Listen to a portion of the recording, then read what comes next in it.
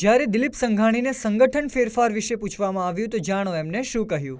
આપણે જે હું પણ રાહ જોઉં છું ત્યારે જાહેરાત થાય। આ ઉપરાંત મગફળીના જથ્થા વિશે એમનું નિવેદન પણ સાંભળો। ચોક્કસ અમે ઈચ્છીએ છીએ કે કેન્દ્ર સરકાર માધ્યમથી નાફેડના માધ્યમથી રાજ્ય સરકાર સમક્ષ કેટલી મગફળી એ ખેડૂતોએ ખરીદવી એની સ્પષ્ટતાઓ જલ્દી આવી જાય।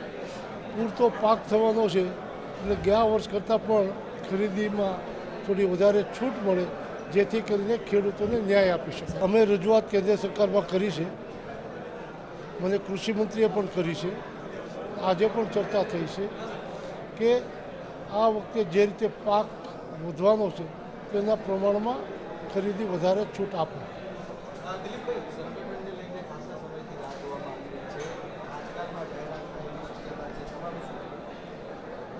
આપણે જે હું પણ રાહ જોઉં છું ત્યારે જાહેરાત થાય।